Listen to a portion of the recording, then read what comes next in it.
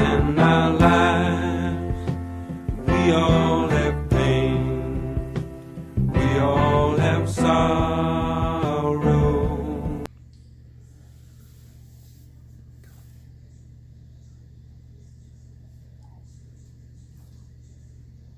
This is something I've been wanting to share. Some things, as being an Aboriginal person, I want you to know what so-called African Americans have been through and what we need to share more to our kids.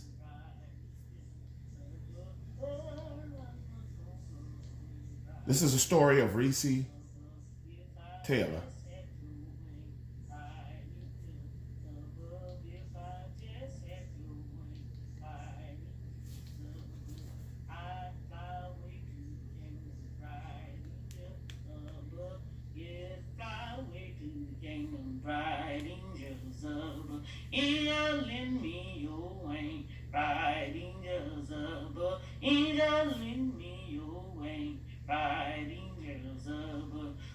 Escape for your life, riding just above. Escape for your life, riding just above. It's a difficult time for so-called African American people.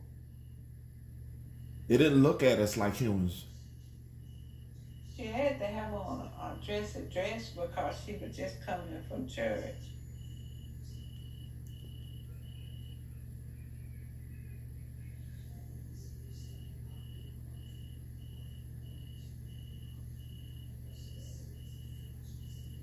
What they did to her, they didn't need to live.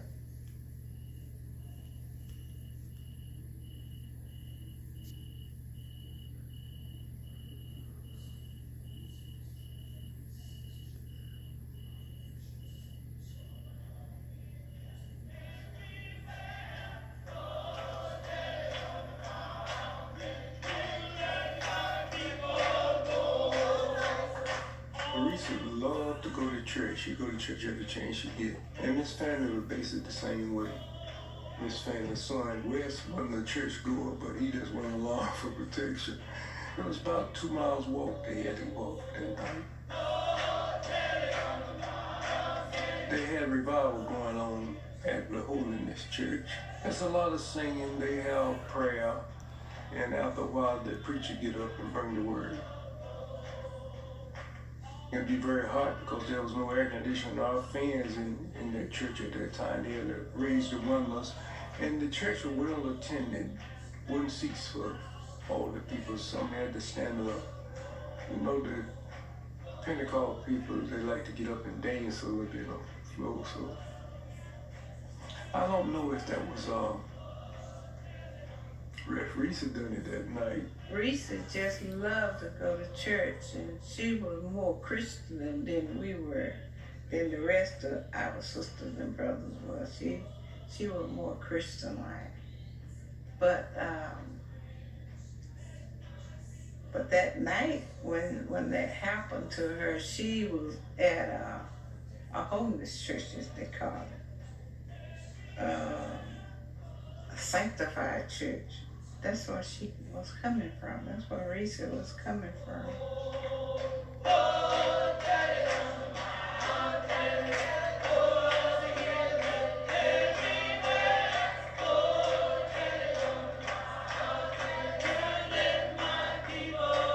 They said that she was a prostitute at that time, and that's the reason why they picked her up and all that stuff, but she wasn't a prostitute. My sister was a Christian person, and she was married, had a baby.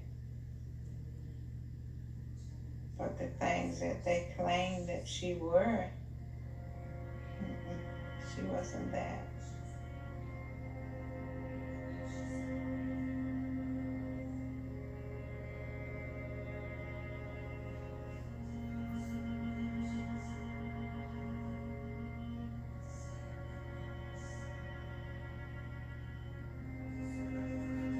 It was a kind of warm night. It was September 3rd, it was still hot here in Alabama.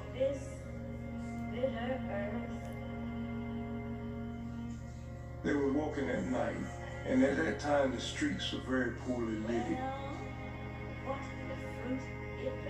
There was mad foxes, rabies foxes. So Wes had his stick with him. It was very unusual for anybody to get attacked by somebody else here in Abilene. Well, these boys that took her that night, they had circled the church a couple times. And about 8 o'clock, they decided to go down. They made a mistake and went to a lady's house named Rose Jordan and Sam Jordan. They had 2 daughters, and the daughters were about 17 and 18. Each one of them had a daughter, Sam and Rose. And they were gonna pick those girls up, take off with them, but they picked on the wrong family there, cause Sam Jordan and Rose Jordan was 2 rough women that you didn't want to mess with. And they chased these guys away. And so they kept circling around, and they knew by what time the church was out at night, and they wouldn't bother them until they got about at least a half a mile out of town.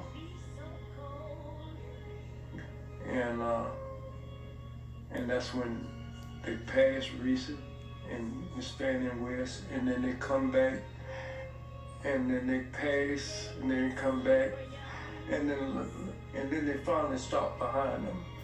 And that was when her Levitt got out in the car with the gun. She decided to run away right away. As soon as she saw the gun and they yelled to her to get in the car, she started to run away. And she couldn't run but a very short distance because there was a tall fence there.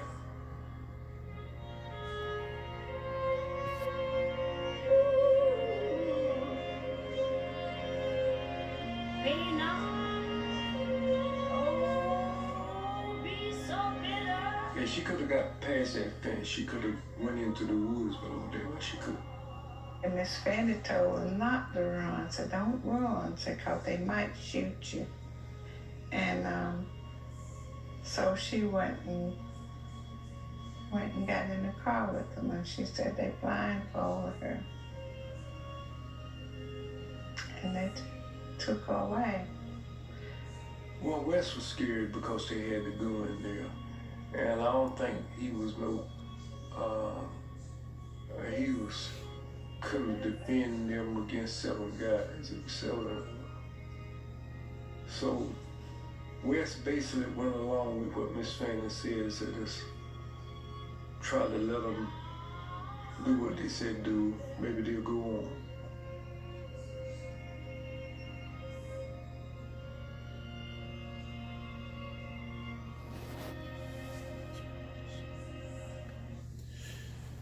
You know, I normally don't make videos like this because it's a dragging out type of movie and video, you know. But I thought that I should take the time to address what happened to this young lady during these times and throughout history of the so-called African American that is aboriginal to this country. We have never been respected when it comes down to who we are. And these are the things that you have to pass along and let your kids see. You know, Recy Taylor was a young lady who was God-fearing, who went to church. And you think about the enemy who does not respect the Most High, who does not respect God. He didn't care. They was waiting for this young lady. And it was waiting. They were praying upon her. I'm going to go just a little further on. It was interesting, huh? Because Recy was a very nice looking young lady at the age of 24.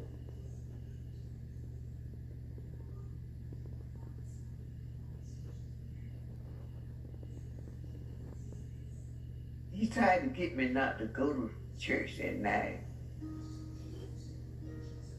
I said, I got a baby. I think she was 9 months old. and I want to go so bad. So he said, you could go ahead, I stay here and keep the baby. So the car pulled up behind me, some white boys. They had a gun and told me they were going to shoot me if I run, if you don't stand still. I was begging them to leave me alone. Don't shoot me. I got to go home to see about my baby. I remember that real good. I mean, they didn't say nothing about what they're going to do to me. They put me in the car, and then went blindfold me. They tied my head up, keep me from knowing which way I went, and they were talking about killing me. I was gonna have on white shirts. I remember that. They had on white shirts. One of them was Lawrence Lee's boy. Well, they didn't try to do nothing to me in the car.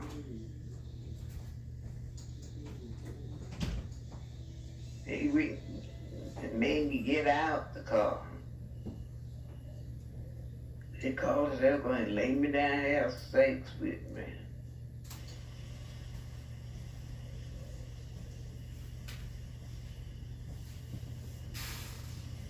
Ooh, I cried at night, trying to get away from them. They wouldn't let me go.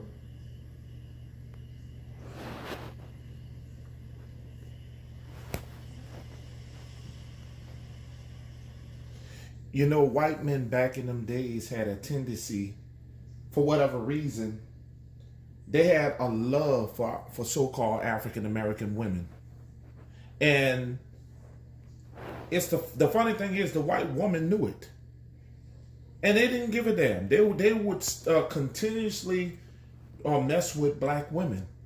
And, you know, a person like Emmett Till, who just looked at a white woman, ended up killed. I'm going to further on. I can't help but tell the truth. What they done to me. Sheep pie, where your little lamb? Way down in the valley. Birds and the butterflies picking at his eye. And the poor little thing he cried, Mama, Mama's gone, Papa's gone. They shall bring some horses, white and black, speckled and gray, all them pretty little horses.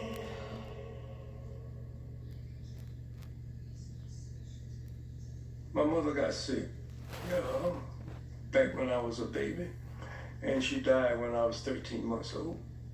And strange enough, you can ask Recy this. She called Recy to the bed and said that she was going to die, and she wanted her to take care of her baby, and I was a baby. And Recy took care of me from then on. Family life was pretty rough for us because we had lost our mother. I used to sit and cry a lot because I didn't have a mother. But other than that, my sister and them, they took care of us, looked after us, and made sure we had food and everything to eat. And Recy, she used to carry Robert all the time. He almost broke her down carrying him. She used to carry him on her hip all the time.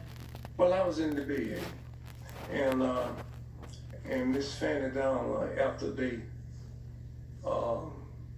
kidnapped Recy, she came back from down where this happened up to our house. She first stopped out there to the Will Cook, which was the police, and told them that she come over and told us. And we all woke up. My father got dressed, and Me and my sister Alma stood on the porch the whole time this was going on.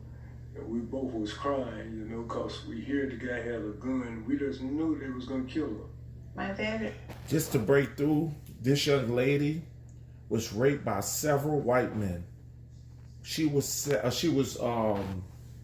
you know, it was just, it's a tragedy, and it has been going on for throughout history. This is her story, Recy Taylor. So I just decided to share this video for those who want to learn about it. Google it, check it out. It's actually on cable, and I'm gonna move forward on some other parts of this movie that you would understand, because Rosa Parks was a part of this movie. See what? So I'm gonna try to move this forward.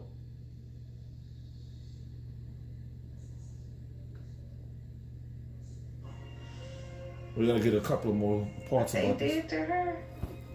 And you know, my sister didn't have any more kids after that. And never got pregnant after that. And they didn't only just have sex with her after they got through mutilating her.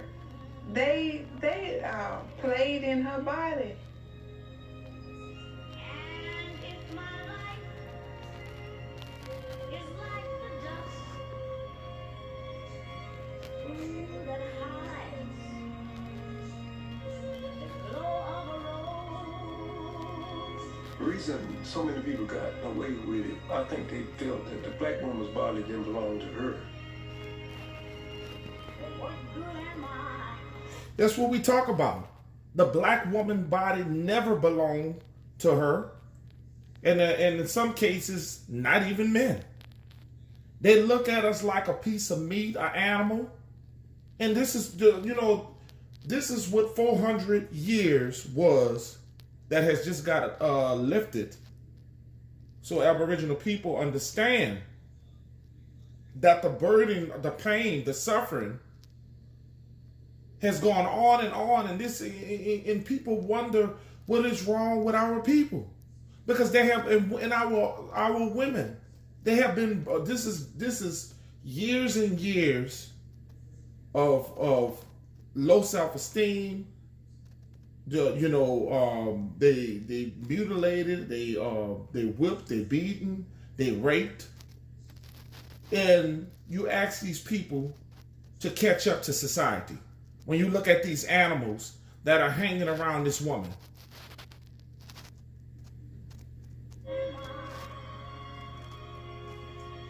Heaven only knows.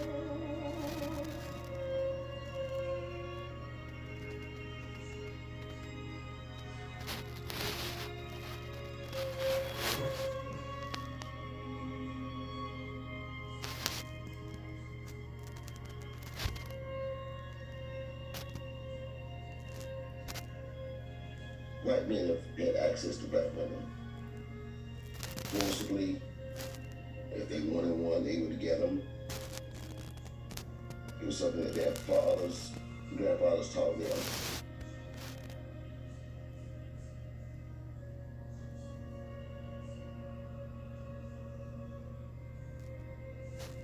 The attitudes of the treatment of black women was the same as it was on the plantation. I don't think with the rape case of Candice was that unusual, because, first of all, they did not regard black people as humans, first of all. Never did. This goes back to the plantation. We were animals, monkeys.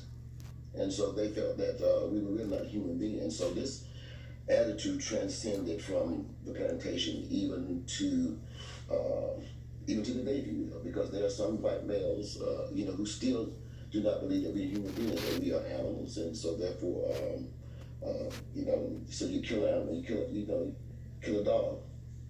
It's no different. By having the power to have sex with black women when they wanted to, they were in control.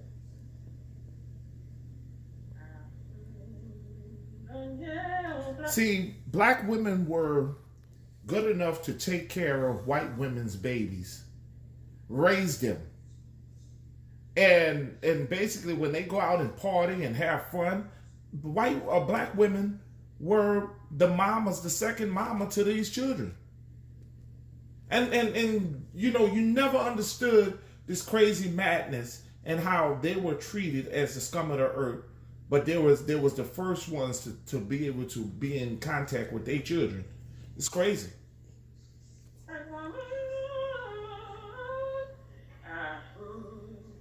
And sit on daddy's knee. Well, I'm got something to tell you, pretty mama. Don't you holler, please. Even on the plantation, for what I understand is that young white boys would go to the slave quarters when he come of age, not ready to engage in sex, and he would go down there picking out a woman to have sex with, and even to have children with if necessary. It was just common here in the South, whether it was on the plantation or on the sharecroppers' farms. It was just something common that happened. Intimidation was one thing that was used to keep black men under control and then have access to black women. So a black man even dreamed about that one, he better not even tell it.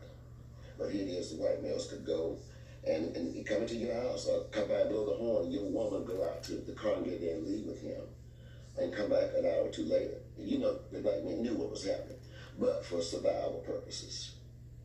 This is the attitude that was prevalent throughout the South. You have to be a strong black man back then to know that somebody can just take your woman and basically do whatever they wanted with her. I'm going to move on and push a little further on this video. Like I said, I'm encouraging you guys to take a look at this video. It's a very sad video. I'm going to go a little bit further up.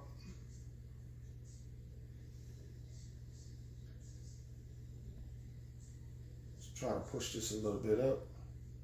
The black men knew what was happening, but for survival. Just a little bit more. I want you to hear this guy. That was consensual type of an affair. But in those days, an old saying used to be in these parts that every white man got another woman in every crossroads, white and black. It's the most sickening thing that you can hear. My father started walking backwards and forwards because he was so mad and upset with him for what they had did to her. He was just walking backwards and forwards. We're going to try to move a little further. It's a long video, folks, and I'm not going to be able to do the whole video. But like I'm telling you guys, you will never understand until you understand the pain. And this is a part of Rosa Parks that you guys got to check out. They sent her out. She wasn't in our house no more than 15 minutes before Louis Carpet showed up. People know who Rosa Parks is because when Rosa goes to interview Recy that first time, the county sheriff is rolling by the house. Drives by, and then finally busts into the cabin and says, "Get out of here." He come in the house during this and told her she had to leave and to get out of town. So she left, and 2 weeks later, she came back. And this time, he come in, and he was rugged. He bust in the house, grabbed Rosa Parks by the arm, and pulled her out on the porch and wouldn't allow her to come down the steps. We had 3 steps on our porch, and he just pulled her from the high part all the way down on the ground. Rosa Parks went down on her knees, fell out in the yard. Then he told her to get out in town, and she come back, he was gonna put her in jail and keep her there. She left. Rosa leaves, but she's not intimidated. She comes back, right? And she comes back, and on the second visit, the sheriff comes again, and they physically throw her out of the house. And this is not unusual. Rosa, of course, would know to expect that if a white sheriff comes in, he's going to ultimately put his hands on her. I'm going to end this video like this. And what I want to say is this, that I encourage you guys to check out this movie, this document. Like I said, it's actually on cable TV. You can also Google it and check it out, see where you can find it. I'm all about the uplifting of the black woman and understanding where this is where they, where the suffering and the things that you see today. I mean, look what they've been through. Look what the black man had to suffer watching his own wife, being raped in front of his eyes, being taken away from him. So-called African American that are aboriginal to this land. And until we love ourselves, it's going to be some healing. And it's still some healing. We still have not healed throughout all this damage throughout history. Subscribe and press the like to Peanut Nola. Also hit the bell.